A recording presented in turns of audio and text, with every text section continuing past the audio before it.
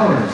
And most of them are sold of Philippine crocodile. Alam niyo po ba ang Philippine crocodile? Ang pinaka-endangered na crocodile sa buong mundo.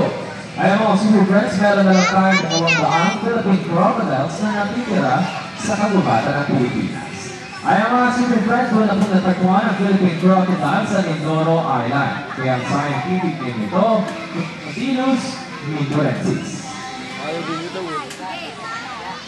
Ayan mga super friends, habang nagpapakain po ang ating crocodiles, ang mga crocodile volunteers, ay mga super friends po natin na special presentation po tayo. Ayan mga super friends, ang presentation na ito, tinatawag natin Fine-Joke Walking. At itong performing art mula sa Korea at tinatawag nila itong Joltan. Mga kaibigan, mga baby at gulo, mga bata, mga noon. Eto na mga super friends. Papakilala ko po sa inyo ang ating tightrope stunt artist na nagmula pa po sa Nueva Princesa City. Walang iba kundi si Edgardo. Ladies and gentlemen, isa na po ang hinihingi ng ating tightrope stunt artist mula po sa inyo ang inyong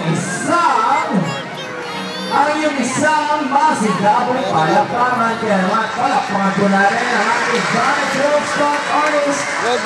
Justin, baka may wire ha?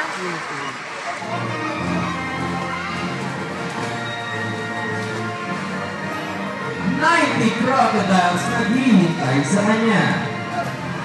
Kaya naman, Edgardo, tanggalin na ang iyong hinahawakang lubi.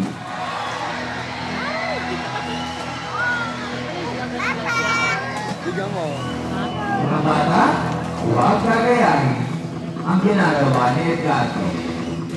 Tightrope walking mga super friends, 90 crocodiles naghihintay sa kanya sa ilalim. Kaya naman, mga super friends, huwag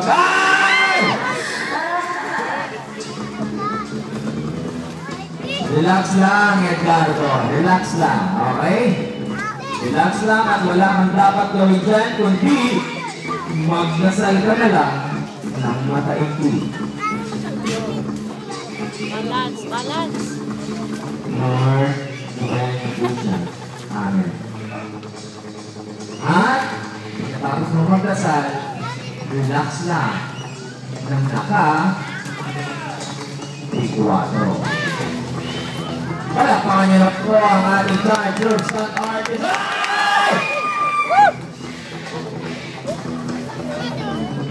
Woo!